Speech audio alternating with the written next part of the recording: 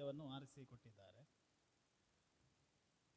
ಇದರ ಪ್ರಸ್ತುತಿಗೆ ಹನುಮಗಿರಿ ಮೇಳದ ಕಲಾವಿದರಾದಂತಹ ಶ್ರೀಯುತ ಪ್ರಸಾದ್ ಸವರ್ಣವರು, ಹಾಗೆ ನಮ್ಮ ಯಕ್ಷಶ್ರೀಹರಿ ಬಳಗದ ಸದಸ್ಯರಾದಂತಹ ಶ್ರೀಯುತ ಶ್ರೀರಾಮ ಗಿರೀಶ್ರು ಪ್ರಸ್ತುತಿ ಮಾಡಲಿಕ್ಕಿದ್ದಾರೆ.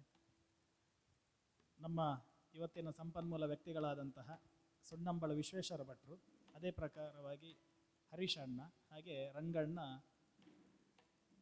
ದಯವಿಟ್ಟು ಎಲ್ಲರಿಗೊಂದು ಸೂಚನೆ, ನಮ್ಮದು ಹಾಲು ಸ್ವಲ್ಪ ದೊಡ್ಡದಿರೋದ್ರಿಂದ ಸ್ಪೀಕರಿನ ಹಿಂದೆ ಕೂತ್ರೆ ಸ್ವರ ಸ್ಪಷ್ಟ ಕೇಳ್ತದೆ. ಈಗ ರಂಗಣ್ಣ ಮಾತಾಡೋದು ಕೂಡ ಅಲ್ಲಿ ನಿಂತರೆ ಸ್ಪಷ್ಟ ಕೇಳ್ತಿತ್ತು, ಹಾಗಾಗಿ ಸ್ಪೀಕರ್ನ ಹಿಂದೆ ಹೋದ್ರೆ ಒಳ್ಳೆಯದು. ಮತ್ತೆ ರಂಗಣ್ಣ ಹೇಳಿದಾಗೆ ಕಲಿಯುವ ಆಸಕ್ತರಿಗೆ ಅಂತೇಳಿ ನಾವು ತೊಡಗಿದ್ದು, ನಮಗೆ ಒಂದು ಕಂಡದ್ದು ಏನಂತ ಹೇಳಿದರೆ, ಈಗ ನಾನು ಹೇಳುವುದಿದ್ರೆ ನಮ್ಮ ಶರವು ಕೂಟದಲ್ಲಿ ಭಾಗವಹಿಸುವಂತಹ ಗೋಪಾಲಣ್ಣ ಅಂತೇಳಿ ಬಂದಿದ್ದಾರೆ. ಅವರು ತುಂಬ ಹಿರಿಯರು, ಹಾಗೆ ನಮ್ಮ ಒಂದು ಸಣ್ಣ ಏಜ್ಗಿಂತ ದೊಡ್ಡವರೆಲ್ಲ ಬಂದು ಸೇರಿದ್ದಾರೆ. ಅವರ ಡೆಡಿಕೇಶನ್ಗೆ ನಾನು ತುಂಬ ಧನ್ಯವಾದಗಳನ್ನು ಸಮರ್ಪಿಸ್ತಿದ್ದೇನೆ.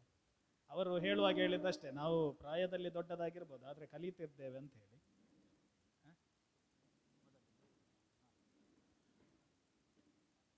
3 ಪದ್ಯದ್ದು ಪ್ರಸ್ತುತಿ ಇರ್ತದೆ. 10 ನಿಮಿಷಗಳ ಅವಧಿಯನ್ನು ಹೇಳಿದ್ದಾರೆ ಪ್ರಸಾದಣ್ಣ, 10 ನಿಮಿಷದ ಅವಧಿ ಹೇಳಿದ್ದಾರೆ. ಮತ್ತೆ ಗಿರೀಶಣ್ಣ ಇದನ್ನು ಗಮನಿಸಿಕೊಂಡು ಮೊದಲಿನ ಪ್ರಾತ್ಯಕ್ಷಿಕೆಯನ್ನು ಪ್ರಸ್ತುತಪಡಿಸಬೇಕು ಅಂತ ಹೇಳಿ ಕೇಳಿಕೊಳ್ತಿದ್ದೇನೆ.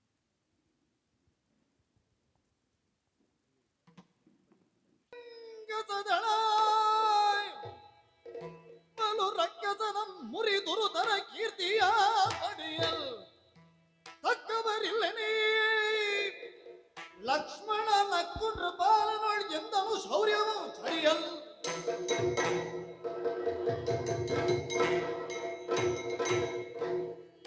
ಸವಾಲುಗಳು ಬೆನ್ನು ಹತ್ತಿದೆ.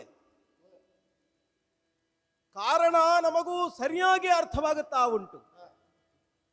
ದೇವತೆಗಳನ್ನೇ ನಡುಗಿಸಿದ ಇಂದ್ರಜಿತುವಿನ ಪರಾಕ್ರಮದ ಮುಂಭಾಗದಲ್ಲಿ ಅಲ್ಪ ಹೊತ್ತಿಗಾದರೂ ನಾವು ವಿಚಲನೆಯನ್ನು ಹೊಂದಿದ್ದು ಸತ್ಯವೇ.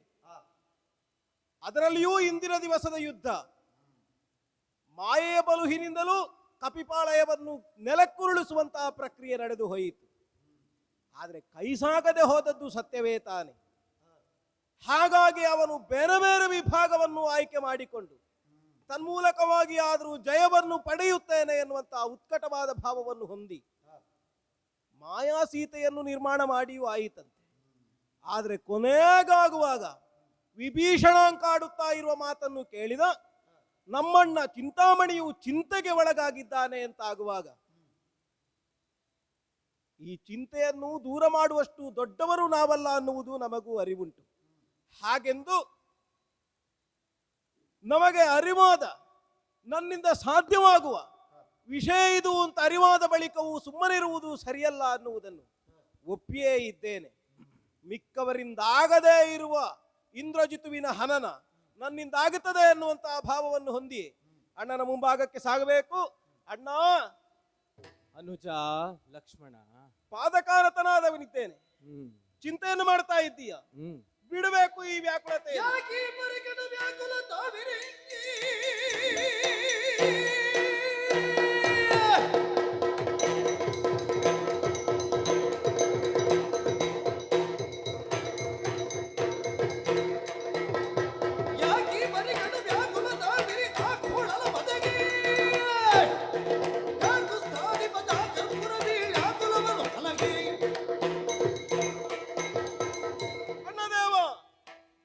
ಲಕ್ಷ್ಮಣ, ಈ ವಿಭಾಗದಲ್ಲಿ ನೀನು ಚಿಂತೆಯನ್ನು ಹೊಂದಿದ್ದನ್ನು ಕಂಡು ನಾವೆಲ್ಲವರು ಒಮ್ಮೆಗೆ, ಹೆಚ್ಚೇನು ನಾನೇನು, ಸೇರಿದ ಕಪಿಪಾಳೆ ಎಲ್ಲವೂ ಕೂಡ ತಲೆಯ ಮೇಲೆ ಕೈ ಹೊತ್ತು ಕುಳಿತುಕೊಳ್ಳುವ ಸ್ಥಿತಿ ಉಂಟು.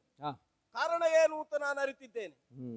ಸತಿಯನ್ನು ಕಳಕೊಂಡಂತಹ ಸುಗ್ರೀವ ತನ್ನ ಅಂತಃಶಕ್ತಿಯನ್ನೇ ಕಳಕೊಂಡವನ ಹಾಗೆ ದಿಗ್ಮೂಢ ಸ್ಥಿತಿಯಲ್ಲಿರುವಾಗ ನಿನ್ನನ್ನು ಕಂಡು ಆ ಮೂಲಕವಾಗಿ ತಾನು ಸತಿಯನ್ನು ಪಡೆಯುವುದಕ್ಕೆ ಕಾರಣವಾಗುತ್ತದೆ ಎನ್ನುವುದನ್ನು ಅರಿತು ಆತ್ಮೋತ್ಕರ್ಷೆಯನ್ನು ಹೊಂದಿದ.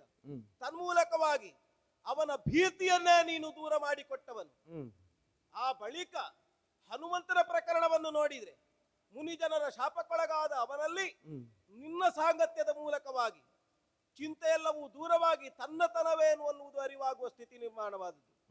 ಹಾಗಾದ್ರೆ ರಾಮ ಅನ್ನುವ ಈ ಚೇತನ ಸ್ವರೂಪವನ್ನು ಕಂಡ್ರೆ ಸಾಕು, ಎಲ್ಲವರಲ್ಲಿಯೂ ಕೂಡ ಚಿಂತೆ ದೂರವಾಗುವ ಸ್ಥಿತಿ. ಆದ್ರೆ ಈಗ ನೀನು ಚಿಂತೆಗೆ ಒಳಗಾಗುವುದು ಅಂತ ಕೇಳುವಾಗ, ಏನಣ್ಣ, ನಮ್ಮಲ್ಲಿ ಚಿಂತೆಯೇ ಇಲ್ಲವಾಗಿಸುವ ಹಾಗೆ ಇರಬೇಕಾದ ನೀನು ಚಿಂತೆಯನ್ನು ತಾಳಬೇಕಾದ್ದೇ ಇಲ್ಲ. ನೀನು ಚಿಂತೆಯನ್ನು ತಳೆದ್ರೆ ಏನಾಗುತ್ತದೆ ಗೊತ್ತೋ? ಅದು ಧರ್ಮ ಕೆಳಗೆ ಹೋಯಿತು ಅಂತ ಅದ್ರ ಅರ್ಥ ಆಗ್ತದೆ. ಮಗು ಲಕ್ಷ್ಮಣ, ಬೇರೆ ಉಪಾಯ ಉಂಟು? ನೀರಲ್ಲೇ ಮುಳುಗಿದ ನನಗೆ ಈ ಯುದ್ಧದಲ್ಲಿ ನನ್ನ ಸೀತೆ ಪ್ರಾಪ್ತಿಯಾಗುತ್ತಾಳೆ ಎಂಬ ಒಂದು ಹುಲ್ಲು ಕಡ್ಡಿ ಎಂಬ ಆಶಯವನ್ನು ಹಿಡಿದಿಟ್ಟದ್ದು ನಾನು. ಆದರೆ ಈ ಕ್ಷಣಕ್ಕೆ ವಿಭೀಷಣನ ಮಾತು ಕೇಳಿ ಅನಿಸುದು, ನಾ ಹಿಡಿದದ್ದು ಹುಲ್ಲು ಕಡ್ಡಿ ಅಲ್ಲ, ನನ್ನ ಪ್ರಾರಬ್ಧವನ್ನು ಅಂತ. ಇಷ್ಟು ಭಾರವಾಗಿರುವ ನನ್ನ ಪ್ರಾರಬ್ಧ ನನ್ನನ್ನು ನೀರಲ್ಲಿ ಮತ್ತು ಮುಳುಗಿಸ್ತದೆ ಹೊರತು ಮೇಲಕ್ಕೆತ್ತುತ್ತದೋ ಲಕ್ಷ್ಮಣ? ಅಣ್ಣ, ಉಳಿದವರಲ್ಲಿ ಆಶಾದಾಯಕವಾದ ಭಾವವು ಮೊಳಕೆಯೊಡೆಯುವುದಕ್ಕೆ ಕಾರಣನಾದವನು. ಹೆಚ್ಚೇಳುವುದೇ ಆದ್ರೆ ನಮ್ಮ ವಂಶದ ಪೂರ್ವಿಕನಾದ ಕಕುತ್ಸನ ಕಥೆಯನ್ನೇ ತೆಗೆದುಕೊಂಡ್ರೆ, ಅವ ಸುರಪಾದಿಗಳಿಗೆ ಒದಗಿದ ದುರ್ಗತಿಯನ್ನು ದೂರೀಕರಿಸುವುದಕ್ಕೆ ಸುರಪನನ್ನೇ ವಾಹನವನ್ನಾಗಿಸಿ, ಅರ್ಥಾತ್ ಧೇನುವನ್ನಾಗಿಸಿ ತಾನದನ್ನು ಏರಿ ರಕ್ಕಸರನ್ನು ಕೊಂದವನು. ಹಾಗಾದ್ರೆ ಧೇನುವನ್ನು ಏರಿದ್ದು ಅಂತ ಹೇಳಿದ್ರೆ ನಮ್ಮವರು ಹಿಂದೆಯೇ ಧರ್ಮವನ್ನು ಏರಿ ನಡೆದವರು ಅಂತ ಅರ್ಥ. ಒಂದು ವೇಳೆ ಧರ್ಮದ ಪ್ರವಾಹಕ್ಕೆ ಅಡ್ಡವಾಗಿ ಅಧರ್ಮ ಇತ್ತು ಅಂತಾದ್ರೆ ಅದು ಎಷ್ಟು ಕಾಲ ಉಳಿದೀತಣ್ಣ? ಅದು ಹೆಚ್ಚು ಕಾಲದ ಉಳಿಯುವಿಕೆಯನ್ನು ಸಾಧಿಸುವುದಕ್ಕೆ ಸಾಧ್ಯವಾಗುವುದಿಲ್ಲ. ಅದರ ನಿವಾರಣೆ ಆಗಿಯೇ ಆಗುತ್ತದೆ. ಕಾರಣ ಧರ್ಮಕ್ಕೆ ಸರ್ವರ ಬೆಂಬಲವೂ ಸಿಕ್ಕುತ್ತದೆ. ಹಾಗಾಗಿ ಆ ಕಕುತ್ಸ ವಂಶದಲ್ಲಿ ಹುಟ್ಟಿ ಕಾಕುತ್ಸಾಧಿಪನಾಗಿ ಗುರುತಿಸಿದ ನೀನು ಚಿಂತೆಯನ್ನು ತಾಳಬೇಕಾದ್ದೇ ಇಲ್ಲ. ನೀನೀಗ ಚಿಂತೆ ಹೊಂದಿದ್ದು ಆ ರಾವಣಿಯನ್ನು ಕೊಲ್ಲುವುದಕ್ಕಾಗಿ ಅಲ್ವಾ? ಕೊಂದು ಕೊಡ್ತೇನೆ ನಾನು. ಕೊಂದು ಕೊಡುವಿದ ಜಗಂದರ ನಡುಗನ ಸಂದೇಹಗಳೇನು?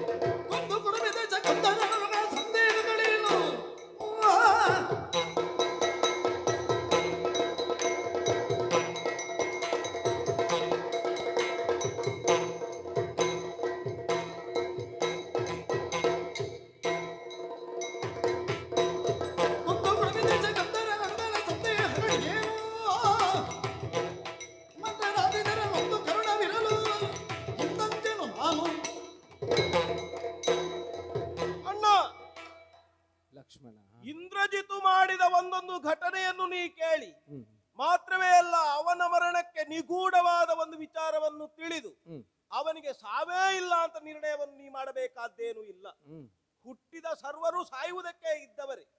ಹಾಗೆಂದು ಅವನ ಸಾವಿಗೆ ವಿಶೇಷವಾದ ನಿರ್ಣಯ ಉಂಟು ಅಂತಾದ್ರೆ ನಿಜವಾಗಿ ತಿಳಿಯಬೇಕಾದದ್ದೇನು? ಹಿಂದಣ ಅನೇಕ ರಕ್ಕಸರು ಪಡೆದ ವರವು ಹೇಗೆ ಕೇಳಿದ್ರೆ ಅವರ ಸಾವಿನ ನಿರ್ಣಯ ಮಾಡಿಕೊಳ್ಳುವುದವರು. ಈಗ ಎಲ್ಲವರಿಗೂ ಸಾವಿನ ವಿಚಾರ ತಿಳಿಯುವುದಿಲ್ಲ, ವರದ ಮೂಲಕವಾಗಿ ಅವರದನ್ನು ಅರ್ಥವಿಸಿಕೊಳ್ಳುತ್ತಾರೆ. ಇಂದ್ರಜಿತುವಿಗೂ ಹಾಗೆ ತನ್ನ ಮಾರಣಾದ್ವರದ ಪೂರ್ಣಾಹುತಿ ಆದ್ರೆ ತನ್ಮೂಲಕವಾಗಿ ಅವನನ್ನು ವಿಜಯ ಮಾಡುವವನನ್ನು ಸೋಲಿಸುವವರೇ ಇಲ್ಲ ಅನ್ನುವುದು ನಿರ್ಣಯ. ಹಾಗೆಂದು ಅದು ಆಗದೇ ಇದ್ದಾಗ ಅವನಿಗೆ ಮರಣ ಆಗುತ್ತದೆ ಅನ್ನುವುದು ಒಂದು ನಿರ್ಣಯ ಉಂಟು, ಅವನಿಗೆ ಸೋಲಾಗುತ್ತದೆ ಅನ್ನುವ ನಿರ್ಣಯ ಉಂಟು. ಅದು ಹೌದು ಲಕ್ಷ್ಮಣ. ನಮ್ಮ ವಂಶೀಕರ ಕಥೆ ಎಲ್ಲ ನೆನೆಸಿದೆ, ಒಳ್ಳೆಯದ್ದೇ. ಆದರೆ ಈ ಕ್ಷಣಕ್ಕೆ ನಮ್ಮ ಪರಿಸ್ಥಿತಿಯನ್ನು ಕಂಡರೆ ಮತ್ತೆ ವಿಭೀಷಣ ಹೇಳಿದ ಮಾತನ್ನು ಕೇಳಿದರೆ ನನಗನಿಸುವುದೊಂದೇ, ನಮ್ಮ ವಂಶದ ಕಥೆಗಳೆಷ್ಟೇ ಇದ್ದರು ನಿಜವಾದ ಸತ್ವ ಇರುವುದು ಪುಸ್ತಕದ ಪುಟದಲ್ಲಿ ಅಲ್ಲ, ಅಸ್ತ್ರದ ತುದಿಯಲ್ಲಿ ಎಂದು. ನಾವು ಅಲ್ಲಿ ಸೋತು ಬಿಟ್ಟಿದ್ದೇವೋ ಎಂಬ ತುಂಬಾ ತವಕದಲ್ಲಿದ್ದೇನೆ. ವಿಘ್ನ ಅನ್ನುವುದು ಇಲ್ಲಿಂದಲ್ಲ ನಾವು ಕಾಣುವುದು. ಹಿಂದಣ ಕಥೆಯನ್ನು ಆಲೋಚನೆ ಮಾಡಿದ್ರೆ ದೇವಾಸುರರು ಸೇರಿ ಸಮುದ್ರ ಮಥನವನ್ನು ಮಾಡುವ ಕಾಲಕ್ಕೆ ವಿಘ್ನ ಬರ್ಲಿಲ್ವೋ? ಹಾಗಾದ್ರೆ ವಿಘ್ನವೇ ಪೂರ್ಣವಾಗಿ ಒದಗಿದ್ದ, ನಿವಾರಣೆ ಆದದ್ದಿಲ್ವೋ? ಹಾಗಾದ್ರೆ ಅಮೃತದ ಸಿದ್ಧಿ ಆಗಬೇಕು ಅಂತಾದ್ರೆ ಆರಂಭಿಕವಾಗಿ ವಿಘ್ನ ಅನ್ನುವುದು ಬರ್ತದೆ. ಯಾವುದು ನಮ್ಮ ಕೈ ತಡೆಯುತ್ತದೋ ಆವಾಗ ನಮಗೆ ಹೊಸತಕ್ಕೆ ತೊಡಗಿಕೊಳ್ಳುವುದಕ್ಕೆ ಉತ್ಸಾಹ ಬರ್ತದೆ. ಇಂದ್ರಜಿತುವನ್ನು ಇಲ್ಲಿಯವರೆಗೆ ನಮಗೆ ಕೊಲ್ಲುವುದಕ್ಕಾಗದೇ ಇರುವ ವಿಘ್ನ ಇನ್ನು ಅದೇ ಮುಂದುವರಿಯುತ್ತದೆ ಅಂತ ಅಲ್ಲ. ಮಂದರಾಧರ ಅಂತ ನಿನ್ನನ್ನು ಆರೋಪಿಸಿ ನಿನ್ನನ್ನು ಆರಾಧಿಸಿದ್ದೇವೆ.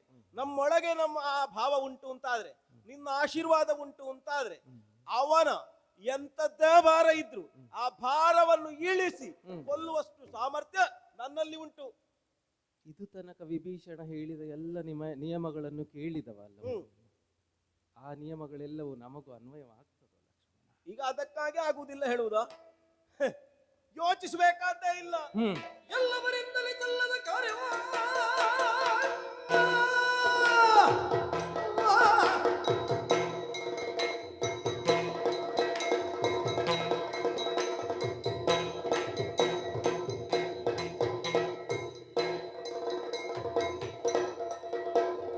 ಎಲ್ಲವರಿಂದಲೇ ಚೆಲ್ಲದ ಕಾರ್ಯವ ಮಳ್ಳಿದನು ಮಾಡಿ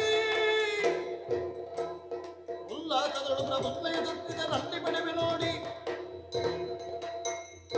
ಅಣ್ಣದೇವ ಲಕ್ಷ್ಮಣ, ದೇವತೆಗಳನ್ನು ಮೆಚ್ಚಿಸುವುದರ ಮೂಲಕವಾಗಿ ಅಮೋಘವಾದ ವರ ಸಂಪಾದನೆಯನ್ನು ಮಾಡಿ ತನ್ಮೂಲಕವಾಗಿ ಬದುಕುತ್ತಾ ಇದ್ದಾನೆ. ಈಗ ಅದೇ ದೇವತೆಗಳಿಗೆ ಸಂಕಷ್ಟ ಕೊಡುವುದಕ್ಕೆ ಅವರೇ ಕೊಟ್ಟದ್ದನ್ನು ಬಳಸಿಕೊಳ್ಳುತ್ತಾ ಇರುವುದು.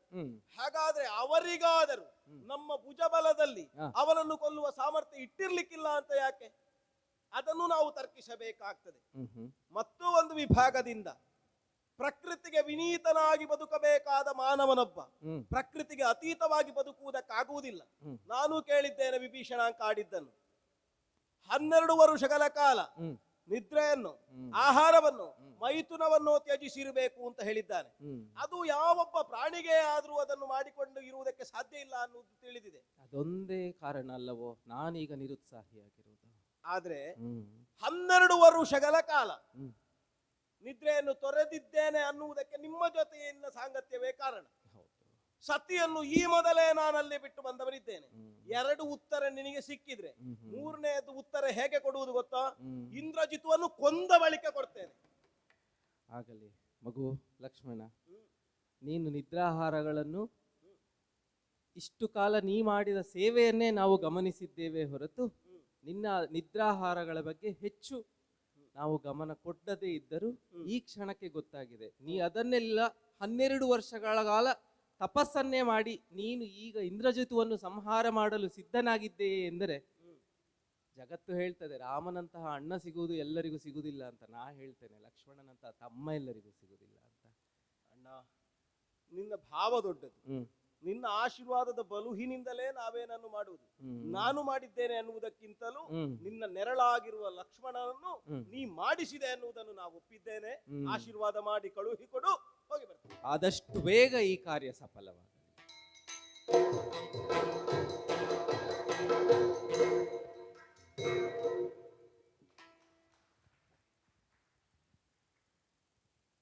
ಹರೀಶಣ್ಣನಿಂದ ತೊಡಗುವ ಕೇಳಿದ್ದರ ಕುರಿತಾಗಿ ಅಲ್ಲ, 2 ಅಂಶಗಳು ಇಲ್ಲಿ ಪ್ರಧಾನ ಕ್ರೈಟೀರಿಯಾ ನಮಗೆ ಪರಿಶೀಲನೆಗೆ. ಒಂದು ಶ್ರುತಿಬದ್ಧತೆ, ಇನ್ನೊಂದು ಪದ್ಯದ ಎತ್ತುಗಡೆ. ಅರ್ಥ ಹೇಳುವವರಿಗೆ ಆ ಪದ್ಯದ ಆ ಘಟಕಗಳ ಮಹತ್ವ ಗೊತ್ತಾಗಬೇಕು ಎಂಬುದಕ್ಕಾಗಿಯೂ ಅದನ್ನೊಂದು ಪ್ರತ್ಯೇಕ ವಿಭಾಗವಾಗಿ ಇರಿಸಿದ್ದು. ಸಂವಾದದಲ್ಲಿ ಪೂರಕವಾಗಿ ಪದ್ಯದ ಎತ್ತುಗಡೆಗೆ ಪೂರಕವಾಗಿ ರಾಮನನ್ನು ಬಳಸಿಕೊಂಡದ್ದು ಒಳ್ಳೆಯದೇ. ಚೆನ್ನಾಗಿ ಮಾತಾಡಿದ್ದೀರಿ.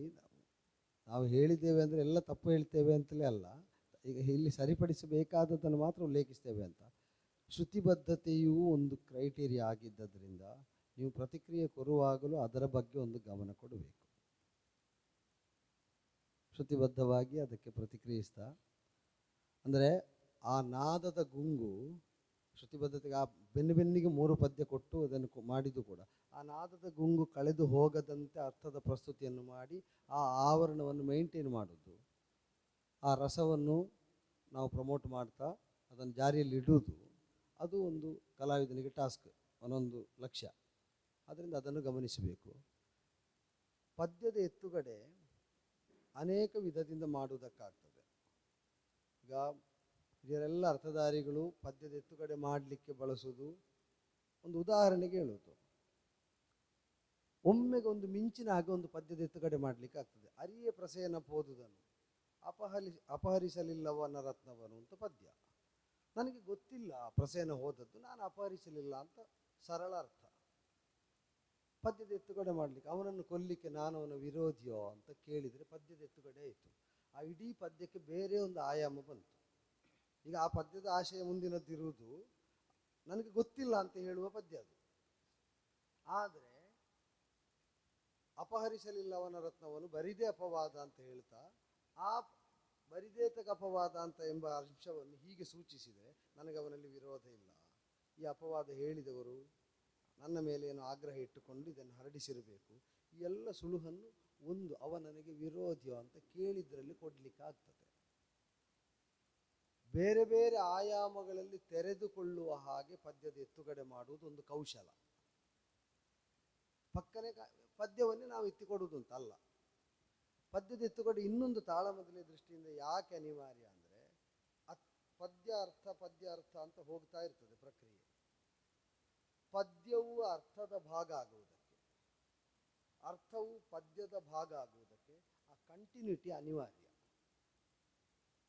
ಕಲೆಯಿಂದ ಹೊರಗಿದ್ದವರು ಕೇಳ್ತಾರೆ, ಅದೇನು ಪದ್ಯ ಮಾತಾಡಿ ಮಧ್ಯೆ ಮಧ್ಯೆ ಕುಣಿಲಿಕ್ಕುಂಟಾ, ಮಾತಿನ ಮಧ್ಯದಲ್ಲಿ ಸನ್ನಿವೇಶದ ಮಧ್ಯದಲ್ಲಿ ಪದ್ಯ ಉಂಟಾ? ಅದು ಕಲೆಯ ಹೊರಗಿನ ಪ್ರಶ್ನೆ. ಕಲೆಯ ಒಳಗೆ ಬಂದ ಕೂಡಲೇ ಪದ್ಯ ಮತ್ತು ಅರ್ಥಗಳು ಎರಕಾಗಿ ಹೋಗುವುದಂದರೆ ನೀವು ಎತ್ತುಗಡೆ ಮಾಡುವುದು. ಅವರು ಹಾಡಿದ್ದರಲ್ಲಿ ನಿಮ್ಮ ವಿಸ್ತಾರಕ್ಕೆ ಸ್ಫೂರ್ತಿ ತುಂಬುವುದು. ಅವರು ಹಾಡಲಿಕ್ಕಾಗಿ ನೀವು ಪದ್ಯವನ್ನು ಎತ್ತುಗಡೆ ಮಾಡಿಕೊಡುವುದು. ಆ ಎತ್ತುಗಡೆ ಮಾಡುವಾಗ ನಿಮ್ಮ ಧಾಟಿ ಮುಖ್ಯ ಆಗ್ತದೆ. ಈಗ ವೀರರಸದಲ್ಲಿ ಉತ್ಸಾಹಭರಿತವಾಗಿ ಲಕ್ಷ್ಮಣ ಮಾತಾಡುವ ಭಾಗ. ಹಾಗೆ ಮಾತಾಡುವಾಗ ಆ ವೀರರಸದ ಸ್ಥಾಯಿಭಾವವಾದ ಉತ್ಸಾಹ ಅದು ಪ್ರತಿ ಎತ್ತುಗಡೆಯಲ್ಲೂ ಕಾಣಬೇಕು. ಅದೇ ವೀರರಸದ ಪದ್ಯದಲ್ಲಿ ಕಂಟಿನ್ಯೂ ಆಗಬೇಕು. ಅದು ಅರ್ಥದಲ್ಲಿ ಮತ್ತೆ ವಿಸ್ತಾರ ಆಗಬೇಕು. ಈ ಅಂಶಗಳು ಗಮನಿಸಬೇಕು ಅಂತ ಕಾಣ್ತದೆ.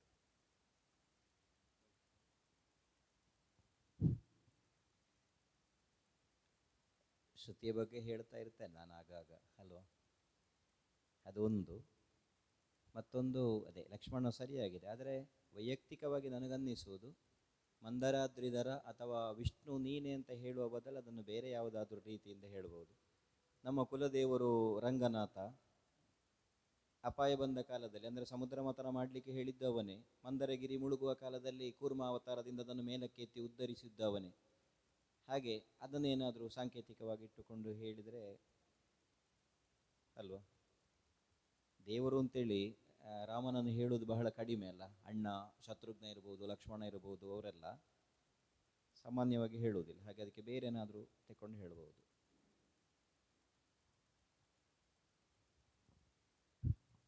ನಾನು ಹೇಳಲಿಕ್ಕೆ ಇನ್ನೇನು ವಿಷಯ ಉಳಿದಿಲ್ಲ, ಸರಿ ಹೇಳಿದ್ದಾರೆ ಇಬ್ಬರು. ಅದೇ ಶ್ರುತಿಯದ್ದೊಂದು ಪ್ರಧಾನವಾಗಿ ಗಮನಿಸಬೇಕಾದದ್ದು. ಯಾಕಂದರೆ ಇದುರು ಪಾತ್ರಧಾರಿಯ ಎತ್ತುಗಡೆ ಯಾರಿಗೆ ಅರ್ಥ ಉಂಟು ಆ ಪದದ ಅರ್ಥಧಾರಿಗೆ ಒಂದು ಪ್ರೇರಣೆ, ಪ್ರೋತ್ಸಾಹ, ಅವನನ್ನು ಅಷ್ಟೊಂದು ಉತ್ತೇಜಿಸಿ ಕೊಡುವ ಹಾಗೆ ಬೇಕಾಗ್ತದೆ. ಮತ್ತು ಅಲ್ಲ, ಇಷ್ಟೇ ಪ್ರಕರಣವನ್ನು ಗಮನಿಸಿದರೆ ಈಗ ಲಕ್ಷ್ಮಣನ ಸೊಗತ ಸರಿ ಕಂಡಿತ್ತು ನನಗೆ. ಆದರೆ ಇದು ಒಂದು ಪ್ರಸಂಗದ ಕೊನೆಗೆ ಬರುವ ಲಕ್ಷ್ಮಣ. ಮೊದಲಾದ ಕಥೆಯನ್ನು ಸೊಗತದಲ್ಲಿ ಬಳಸಬೇಕಾದ ಅವಶ್ಯಕತೆ ಕಾಣುವುದಿಲ್ಲ. ಅದು ಪುನರಾವರ್ತನೆ ಆಗ್ತದೆ. ಆದಷ್ಟು ನಾವು ಅದನ್ನು ಗಮನಿಸಬೇಕು. ಆಗಿ ಹೋದ ಕತೆ ಮತ್ತೆ ಮತ್ತೆ ಕೆಲವು ಕಡೆ ಹೇಳಬೇಕಾದ ಅನಿವಾರ್ಯ ಉಂಟು. ಪ್ರಸಂಗತ್ವೇನ ಕೃಷ್ಣಾರ್ಜುನ ಕಾಳಗ ಆ ಗಾಯನ ಪ್ರಕರಣವನ್ನು ಅಲ್ಲಿ ಹೇಳಬೇಕಾಗ್ತದೆ. ಅದನ್ನು ಮತ್ತೆ ಮತ್ತೆ ಹೇಳಬೇಕು. ಇಲ್ಲೀಗ ಹನುಮಂತ ಮಾಯಾ ಸೀತೆ ಅದನ್ನೆಲ್ಲ ಲಕ್ಷ್ಮಣ ಮತ್ತೆ ಎತ್ತಬೇಕಾದದ್ದಿಲ್ಲ. ಇವತ್ತಿಗೆ ಅದಕ್ಕಿಂತ ಮೊದಲನ ಭಾಗ ಇಲ್ಲಿ ಆಗಲಿಲ್ಲ, ಆದ್ದರಿಂದ ಕತೆ ಸರಿ. ಆದರೆ ಇಂದ್ರಜಿತು ಕಾಳಗದಲ್ಲಿ ಮೊದಲೆಲ್ಲ ಅದು ಆದ ಕತೆ ಎಲ್ಲ ಕೇಳಿರ್ತಾರೆ. ಹಾಗಾಗಿ ಸ್ವಗತಕ್ಕೆ ಆ ವಿಷಯ ಆಗಿ ಹೋದ ವಿಷಯ ಬರಬೇಕಾಗಿಲ್ಲ. ಅದು ಅನಿವಾರ್ಯ ಆದರೆ ಹೇಳಲೇಬೇಕು. ಇಲ್ಲಿ ಅನಿವಾರ್ಯ ಅಲ್ಲ ಲಕ್ಷ್ಮಣನಿಗೆ ಹೇಳುವುದು. ಬೇರೆ ಏನಾದರೂ ಸ್ವಗತಕ್ಕೆ ವಿಷಯ ತಗೊಂಡು ಮಾತಾಡಲಿಕ್ಕಾಗ್ತದೆ. ಮತ್ತು ಪದ್ಯದಿಂದ ಪದ್ಯಕ್ಕೆ ಸ್ವಲ್ಪ ಹೋಗ ಹೆಚ್ಚು ಹೆಚ್ಚು ಕಾಣಬೇಕು. ಈಗ 3 ಪದ್ಯಗಳು ಒಂದೇ ವೇಷಧಾರಿ ಒಂದೇ ಪಾತ್ರಕ್ಕೆ 3 ಪದ್ಯಗಳನ್ನು ಒಂದು ಕವಿ ಇಟ್ಟಿರ್ತಾನೆ ಅಂತಾದರೆ ಅದರ ಉದ್ದೇಶ ಏನು ಕೇಳಿದರೆ ಅದು ಅದಕ್ಕೆ ಸ್ಟೆಪ್ ಬೈ ಸ್ಟೆಪ್ ಅದು ಏರ್ಲಿಕ್ಕೆ ಇರುವುದು 3 ಪದ್ಯಗಳು. ಹಾಗಾಗಿ ಮೊದಲಿನ ಪದ್ಯಕ್ಕೂ ಸ್ವಲ್ಪ ಅರ್ಥ ವಿಸ್ತಾರವಾಗಿ ಒಂದು ಲೆವೆಲ್ನಲ್ಲಿ ಹೋಗುವುದು, 2ನೇ ಪದ್ಯಕ್ಕಾಗೂ ಸ್ವಲ್ಪ ಅದಕ್ಕಿಂತ ಹೆಚ್ಚಿನ ಠೇಂಕಾರ ಬೇಕು, 3ನೇ ಪದ್ಯಕ್ಕೆ ಅದಕ್ಕಿಂತ ಹೆಚ್ಚು ಬೇಕು. ಹಾಗೆ ಬಂದರೆ ಹೆಚ್ಚು ಚೆಂದ ಕಾಣ್ತದೆ. ಅದಕ್ಕೆ ಅನುಗುಣವಾಗಿ ಈಗ ರಾಮ ಸಾಫ್ಟ್ ಹೌದು, ಆದರೆ ಇಷ್ಟು ಸಾಫ್ಟ್ ಆಗೋದು ಬೇಡ. ಅಲ್ಲ, ನೀವೇ ಸಾಫ್ಟ್, ಅದು ಪ್ರಶ್ನೆ ಬೇರೆ. ನಿಮ್ಮನ್ನು ಗೊತ್ತುಂಟು ನಮಗೆ, ಅದಲ್ಲ. ಇದೀಗ ನಿಮ್ಮನ್ನು ಹೊರತುಪಡಿಸಿ ಹೇಳುದು, ರಾಮ ಲಕ್ಷ್ಮಣರ ಬಗ್ಗೆ ಮಾತ್ರ ಹೇಳಿದ್ದು. ಈಗ ಪ್ರಸಾದ ಸವಣೂರು ಈಗ ನಿಮಗೆ ಮಾತನಾಡಿದ್ದಲ್ಲ, ರಾಮ ಮತ್ತು ಲಕ್ಷ್ಮಣನಿಗೆ ಮಾತ್ರ ಸಂಬಂಧಿಸಿ, ಇಂದ್ರಿಯುತ ಕಾಳಗ ಪ್ರಸಂಗಕ್ಕೆ ಸಂಬಂಧಿಸಿ ಮಾತ್ರ ಹೇಳಿದ್ದು. ಮತ್ತೆ ಪದ್ಯ ಎತ್ತುಗಡೆ, ಇದು ಕೆಲವು ಸಲ ಏನಾಗ್ತದೆ ಅಂದರೆ, ಪದ್ಯ ಎತ್ತುಗಡೆ ಅನ್ನುವುದು ಸ್ವಲ್ಪ ಅದನ್ನು ಸ್ವೀಕರಿಸುವ ಮನೋಭಾವದ ಭಾಗವತರಿಗಾದರೆ ನೇರ ಶಬ್ದ ಹೇಳಿದರೆ ತೊಂದರೆ ಇಲ್ಲ. ಸ್ವೀಕರಿಸುವ ಮನೋಭಾವ ಇಲ್ಲದ ಭಾಗವತರಿಗಾದ್ರೆ ಇವ ಯಾರು ನನಗೆ ಪದ್ಯ ಎತ್ತಿಕೊಡ್ಲಿಕ್ಕೆ ಅನ್ನುವ ಮನೋಭಾವ ಬಂದರೆ ಇದು ತೊಡಕಿಗೆ ಕಾರಣ ಆಗ್ತದೆ. ಮೊದಲೆಲ್ಲ ಪ್ರಸಿದ್ಧ ಭಾಗವತರೆಲ್ಲ ನಾವು ಎತ್ತಿದ ಪದ್ಯ ಆದರೆ ಬೇರೆ ಮಾಡಿ ಹೇಳ್ಯಾರ ಅಂತ, ಆ ಶಬ್ದವೇ ಹೇಳಲಿಕ್ಕಿಲ್ಲ, ಬೇರೆ ಮಾಡಿ ಹೇಳ್ಯಾರ. ಯಾಕೆಂದ್ರೆ ಭಾಗವತ ನಿರ್ದೇಶಕ ಅಂತ ಲೆಕ್ಕ. ಈಗ ಅದು ಯಾಕೆ ಆಗ ಹಾಗಿತ್ತು, ಈಗ ಯಾಕೆ ಬಂದಿದೆ ಅನ್ನೋದು ಈಗ ನಮಗೆ ಅಪ್ರಸ್ತುತ. ಒಬ್ಬ ನಿರ್ದೇಶಕ ಸಮರ್ಥ, ಇಡೀ ಕೊಂಡೋಗುವಷ್ಟು ಸಾಮರ್ಥ್ಯ ಇದ್ದವನಾದ್ರೆ ಈಗಲೂ ಸರಿಯೇ, ಒಪ್ಪಿಕೊಳ್ಬೇಕು. ಅಲ್ಲದೆ ಇದ್ರೆ ಅಲ್ಲಿ ಶೈಥಿಲ್ಯ ಬಂದ ಕೂಡ ಎಲ್ಲವೂ ಶೈಥಿಲ್ಯ ಆಗಿ ಹೋಗ್ತದೆ. ಯಾರಾದರೂ ಅಷ್ಟೇ ಅಲ್ವಾ, ಒಬ್ಬ ವೇಷಧಾರಿ ಆಗಲಿ, ಅರ್ಥಧಾರಿ ಆಗಲಿ, ಭಾಗವತ ಆಗಲಿ, ಯಾರೇ ಆದರೂ ಕಲಾವಿದ ಆದರೆ ಅವ ತಿಳಿದಿರಬೇಕಾದಷ್ಟು ಪರಿಪೂರ್ಣವಾಗಿ ತಿಳಿದಿಲ್ಲದೆ ಹೋದರೆ ಅಲ್ಲಿಗೆ ಸಲ್ಲಬೇಕಾದ ಮರ್ಯಾದೆ ಕಡಿಮೆ ಆಗ್ತಾ ಬರ್ತದೆ, ಇದ್ದದ್ದೇ ಅಲ್ವಾ. ಈಗ ಹಾಗೆ ತಗೊಳ್ತಾರೆ ಅಂತಲ್ಲ, ಆದರೆ ಅದೊಂದು ಎಚ್ಚರಿಕೆ. ಮತ್ತೊಂದು ರಂಗಭಟ್ರು ಹೇಳಿದಾಗ ಬೇರೆ ಬೇರೆ ಕ್ರಮದಲ್ಲಿ, ಈಗ ಹೇಗೆಂದರೆ ಪದ್ಯ ಎತ್ತುಗಡೆ ಅಂತ ಹೇಳಿದರೆ ಪದ್ಯವನ್ನು ಎತ್ತದೇ ಉಪಾಯವೇ ಇಲ್ಲ ಭಾಗವತರಿಗೆ, ಹಾಗಿದ್ದ ಸನ್ನಿವೇಶ ತಂದಿಡಬೇಕು. ಪದ್ಯ ಎತ್ತುಗಡೆ ಅಂದರೆ ಅದು ಒಂದು ಕ್ರಮವೇ, ಅದನ್ನೇ ಹೇಳಬೇಕಷ್ಟೇ ಪದ್ಯ, ಬೇರೆಂಥದ್ದು ಹೇಳಲಿಕ್ಕಿಲ್ಲ. ಈಗ ನಿನ್ನ ಈ ಬಾಲಿಶವಾದ ಮಾತು ಕೇಳಿದರೆ ಹುಡುಗನೆಂಬೇನೆ ನಿನ್ನ ಅಲ್ಲ, ಹುಡುಗನೇ ನಿನ್ನೆ ಬೆಡಗಿನ ನುಡಿಯ ಕಟ್ಟಿಡು, ಹಾಗೆ ನೇರ ಪದ್ಯಕ್ಕೆ ಬರುವ ಹಾಗೆ, ಅದಲ್ಲದೆ ಬೇರೆ ಹೋಗದಾಗೆ ಬೇರೆ ಬೇರೆ ವಿಧಾನದಿಂದ ಪದ್ಯ ಎತ್ತುಗಡೆ ಮಾಡಿದರೆ ಬಹಳ ಚಂದ ಅಲ್ಲ. ಒಂದು ಕ್ರಮದಲ್ಲಿ ಇದೇ ಸರಿ, ಪದ್ಯದ ಶಬ್ದವನ್ನೇ ಹೇಳೋದು, ಕೆಲವು ಸಂದರ್ಭದಲ್ಲಿ ಬೇರೆ ಹೇಳಲಿಕ್ಕೆ ಆಗುವುದಿಲ್ಲ, ಬೇಸಿಕ್ಕು. ಮತ್ತೆ ಯಾವ ಪದ್ಯ ಆದ ಮೇಲೆ ಯಾವ ಪದ್ಯ ಅಂತ ಗೊತ್ತಿಲ್ಲದ ಭಾಗವತರು ಕೂತದ್ದು ಅಂತಾರೆ, ನಾವು ಪದ್ಯದ ಮೊದಲನ್ನೇ ಹೇಳಬೇಕಾಗ್ತದೆ, ಬೇರೆ ಉಪಾಯ ಇಲ್ಲ. ಇಲ್ಲದ್ರೆ ಮೊದಲೇ ಟಿಕ್ ಮಾಡಿರಬೇಕಾಗ್ತದೆ. ಹೌದು, ಇದನ್ನೆಲ್ಲ ನೋಡಿಕೊಂಡು ನಾವು ನಿರ್ವಹಣೆ ಮಾಡಬೇಕು ಅಂತ. ಈಗ ನಾವು ನಿರ್ವಹಣೆ ಮಾಡುವಾಗ ನಾವು ಹಾಗೆ ಮಾಡಬೇಕು. ಈಗ ಭಾಗವತನ ಸಾಮರ್ಥ್ಯ ಅಂತದ್ದು, ಅವರು ಯಾವ ಪದ್ಯವನ್ನಾದರೂ ಹೇಳಬಲ್ಲವರೋ ಅಥವಾ ಹೇಳಿದರೆ ಗೊತ್ತಾಗುವುದಿಲ್ಲ. ಈಗ ಕೆಲವು ಸಲ ಆಗುತ್ತೆ, ನಾವು ಎಷ್ಟು ಸಲ ಪದ್ಯಕ್ಕೆ ತಂದಿಟ್ಟರು ಪದ್ಯ ತೆಗೆಯುವುದಿಲ್ಲ ಅವರು ಅಲ್ಲ, ಯಾಕೆಂತ ಗೊತ್ತಿಲ್ಲ, ಅದು ತೆಗೆಯುವುದಿಲ್ಲ ಅವರು, ಹಾಗಾಗ್ತದೆ. ಹಾಗಿದ್ದ ಸನ್ನಿವೇಶಗಳೆಲ್ಲ ನಮಗೆ ಸಿಗ್ತವೆ. ಹಾಗಾಗಿ ಎಲ್ಲರ ಎದುರಿನ ಪಾತ್ರಧಾರಿಯ ಸಾಮರ್ಥ್ಯ, ಹಿಮ್ಮೇಳ ಅವರಿವರದ್ದೆಲ್ಲ ಸಾಮರ್ಥ್ಯ ಎಲ್ಲ ತಿಳ್ಕೊಂಡು ನಾವು ವ್ಯವಹರಿಸಬೇಕಾಗ್ತದೆ. ಅಂದರೆ ಆಗಲೇ ರಂಗಭಟ್ರು ಹೇಳಿದಾಗ ಇದನ್ನು ಒಂದು ಸಿದ್ಧಾಂತವಾಗಿ ರೂಪಿಸಲಿಕ್ಕೆ ಬಹಳ ಕಷ್ಟ ಉಂಟು. ಹೀಗೆ ಅಂತೇಳಿ ನಿರ್ಣಯ ಮಾಡಲಿಕ್ಕೆ ಕಷ್ಟ. ಹೇಗೆಲ್ಲ ಸಾಧ್ಯತೆಗಳುಂಟು ಅನ್ನುವುದನ್ನು ಮಾತ್ರ ನಮಗೆ ಯೋಚಿಸಬಹುದಷ್ಟೇ. ನಾವು ಈಗ ಇದ್ದ ಸ್ಥಿತಿಯಿಂದ ಮುಂದೆ ಹೋಗಲಿಕ್ಕೆ ಈ ಶಿಬಿರ ಆಯೋಜನೆ ಮಾಡಿದ್ದು. ಅವರು ಹೇಳಿದ್ದು ಸರಿ, ಹಿರಿಯರಾದ ಕೀರ್ತಿಶೇಷರಾದ ದೊಡ್ಡ ಭಾಗವತರುಗಳೇ ಪದ್ಯದ ಶಬ್ದದಲ್ಲಿ ಎತ್ತುಗಡೆ ಮಾಡಿದರೆ ಭಾಗವತನಿಗೆ ಡೈರೆಕ್ಷನ್ ಕೊಡುವುದು ಅಂತ ತಿಳಿಯುವ ಕಾಲ ಒಂದಿತ್ತು. ಈಗ ಹೇಗುಂಟು ಅಂದರೆ, ಕಲಾತ್ಮಕವಾಗಿ ಎತ್ತುಗಡೆ ಮಾಡುವುದು ಕಲಾವಿದನ ಒಂದು ಯೋಗ್ಯತೆ, ಅರ್ಹತೆಗೆ ಒಂದು ಪ್ರತೀಕವಾಗಿ ನಿಲ್ಲುವ ಸ್ಥಿತಿಯಲ್ಲಿ ನಾವಿದ್ದೇವೆ. ಅದನ್ನು ಇಟ್ಟುಕೊಂಡು ಮುಂದೆ ಹೋಗುವುದು ಹೇಗೆ ಅಂತ ನಾವು ಯೋಚನೆ ಮಾಡಬೇಕು. ಪ್ರಾಕ್ಟಿಕಲ್ ಸಮಸ್ಯೆ ಅವರು ಇನ್ನೊಂದು ಹೇಳಿದ್ದೆ ಅಂದರೆ, ಪದ್ಯವನ್ನು ವಿಸ್ತರಿಸುವ ಕೌಶಲ ಅರ್ಥಧಾರಿಗೆ ಎಷ್ಟು ಬೇಕೋ ಅರ್ಥ ಹೇಳಿದ್ದನ್ನು ಗ್ರಹಿಸುವ ಸಾಮರ್ಥ್ಯ ಭಾಗವತನಿಗೂ ಬೇಕು. ಓದುವ ಸಾಮರ್ಥ್ಯ ಅಲ್ಲ ಸಾಹಿತ್ಯ ಜ್ಞಾನ ಅಂದರೆ. ಆ ಇದ್ದ ಪದ್ಯದ ಟೆಕ್ಸ್ಟನ್ನು ವಿಸ್ತಾರ ಹೇಗೆ ಮಾಡ್ತಾ ಇದ್ದಾನೆ ಅರ್ಥಧಾರಿ ಅಂತ ಗ್ರಹಿಸುವಂತಹ ಬೌದ್ಧಿಕ ಮಟ್ಟ ಭಾಗವತನಿಗೆ ಇಲ್ಲದಿದ್ದರೆ ಶಬ್ದದಲ್ಲಿ ಎತ್ತುಗಡೆ ಮಾಡಬೇಕಾಗ್ತದೆ. ಅವರು ಹೇಳಿದಾಗ ನೀವು ಆಶಯಕ್ಕೆ ತಂದಿಟ್ಟರೆ ಅದು ಗ್ರಹಿಸಿ ಹಾಗಿದ್ದ ಭಾಗವತರು ಇದ್ದಾರೆ, ಸಾಹಿತ್ಯದ ಬಗ್ಗೆ ಸೂಕ್ಷ್ಮಜ್ಞರಾದ ಭಾಗವತರು ಇದ್ದಾರೆ. ಪದ್ಯ ಎತ್ತುಗಡೆ ಮಾಡುವ ಅರ್ಥಧಾರಿ ಅದನ್ನೂ ಗಮನಿಸಿಕೊಳ್ಳಬೇಕು, ಮಾಡಬೇಕು. ಉದಾಹರಣೆಗೆ ನಿಮಗೆ ಹೇಗೆ ಬೇರೆ ಬೇರೆ ಕ್ರಮದಲ್ಲಿ ಮಾಡಬೇಕು ಅಂತ ಹೇಳಿದರೆ ಸಾಲದು, ಅದಕ್ಕೆ ದೃಷ್ಟಾಂತ ಕೊಡಬೇಕೆಂಬುದಕ್ಕೆ ಹೇಳುವುದು. ಪ್ರಸಿದ್ಧವಾಗಿ ಬೇರೆ ಬೇರೆ ಕಡೆಗಳಲ್ಲಿ ಉಲ್ಲೇಖ ಆದದ್ದು ಶೇಣಿಯವರದು. ಕೇಳು ಭೀಷ್ಮಾಚಾರ್ಯ ಭಿನ್ನ ಪದಾರ್ಥ ಆಗಿ ನೀವು ಕರ್ಕೊಂಡು ಬಂದದ್ದನ್ನು ನೀವು ಯಾಕೆ ಬಿಟ್ಟು ಕೊಡ್ತೀರಿ ಅಂತ ನಿಲ್ಲಿಸಿದರು ಅಮಗೆ. ನೆಕ್ಸ್ಟ್ ಪದ್ಯ ಸರಸಿಜಾನನೆ ಕೇಳುವೆನು, ತಾನು ಅಪ್ಪನಿಗಾಗಿ ಪ್ರತಿಜ್ಞೆ ಮಾಡಿದನು. ಅವರು ಒಂದೇ ವಾಕ್ಯ, ನಿನ್ನನ್ನೆಂಥದ್ದು ಎಂತೆಂಥದ್ದನ್ನೆಲ್ಲ ಬಿಟ್ಟಿದ್ದೇನೆ ಗೊತ್ತುಂಟ ಅಂತ. ಇಡೀ ಪದ್ಯದ ಆಶಯ ಎತ್ತುಗಡೆಯಲ್ಲಿ ಉಂಟು. ಒಂದೇ ವಾಕ್ಯ, ಇಡೀ ಪದ್ಯದಲ್ಲಿ ಬರುವ ಆಶಯ ಒಂದು ವಾಕ್ಯದಲ್ಲಿ ಉಂಟು. ಈಗ ನೀವು ಹೇಳಿದ ಯಾಕೀ ಪರಿ ಕಡು ವ್ಯಾಕುಲ ತಾಳ್ವಿರಿ ಅಂತ ಎಂಬ ಇದಕ್ಕೆ ಒಂದು ಆಲ್ಟರ್ನೇಟಿವ್, ನೀವು ಅದು ಹಾಗಿದ್ದನ್ನು ಬೇರೆ ಆಲೋಚನೆ ಮಾಡಬೇಕು. ಒಬ್ಬ ಇಂದ್ರಾರಿ ಎದುರಾದದಕ್ಕೆ ನೀನು ಹೀಗಾಗೋದು, 14,000 ಬಂದಾಗಲೂ ಹೆದರದವ ಅಂತ ಹೇಳಿದ್ರು ಪದ್ಯದ ಎತ್ತುಗಡೆ. ಅಂಥದ್ದನ್ನೀಗ ಪ್ರತಿಭಾವಂತ ಬೇರೆ ಬೇರೆ ಕ್ರಮದಲ್ಲಿ ಎತ್ತುಗಡೆ ಮಾಡ್ಬೋದು. ಈ ಕೌಶಲ್ಯ ಹೇಗೆ ಬಳಸಬಹುದು ಅಂತ ಯೋಚನೆ ಮಾಡ್ತಾ ಆ ಭಾವ ಆ ರಸ ಅದರ ಕಂಟಿನ್ಯೂಟಿಗೆ ಇರಬೇಕು. ಸರಿ.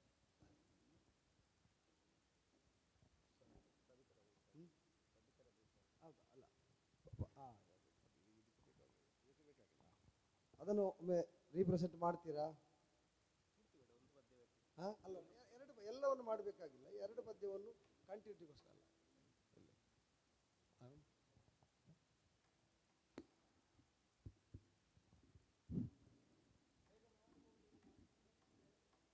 ಅಲ್ಲ, ಒಂದು ಅದು ಬೆನ್ನಿಗೆ ಆಗೋದು ಬೇಕಾಗಿಲ್ಲ, ನಮಗೆ ಹಾಗೂ ಮಾಡಬೇಕಾಗಿಲ್ಲ. ಈಗ ಹೇಳಿದ ಅಂಶ ಇಟ್ಟುಕೊಳ್ಳಿ, ಬೇರೆ ಒಂದು 2 ಪ್ಲಾಸ್ಟಿಕ್ ಆದಮೇಲೆ ನಿಮಗೆ ಅದನ್ನು ಹೇಗೆ ಮಾಡಿಫೈ ಮಾಡ್ಬೋದು ಅಥವಾ ರೆಕ್ಟಿಫೈ ಮಾಡ್ಬೋದು ಅಂತ ಗೊತ್ತಾದರೆ ಅದನ್ನು ಮತ್ತೆ ಪ್ರೆಸೆಂಟ್ ಮಾಡ್ಬೋದು. ಅದನ್ನು ಈಗಲೇ ಆಗಬೇಕು ಅಂತ ಕೂಡಲೇ ಹಾಗೆ ನಿರ್ಬಂಧ ಇಲ್ಲ, ನಮಗೆ ಅದು ತಿಳಿಬೇಕಾದದ್ದು ಮುಖ್ಯ. ಗಮನದಲ್ಲಿ ಇಟ್ಟುಕೊಂಡು ಅಲ್ಲ, ಇನ್ನದರಲ್ಲೂ ಪದ್ಯದ ಎತ್ತುಗಡೆ ಎಲ್ಲ ಭಾಗದಲ್ಲೂ ಉಂಟು. ಈ ಅಂಶಗಳನ್ನು ಇಟ್ಟುಕೊಂಡು ಆ ಭಾಗವನ್ನು ಪ್ರಸ್ತುತ ಮಾಡಿದರೆ ಆಯ್ತು, ಅರ್ಥಧಾರಿಗಳು ಕೂಡ.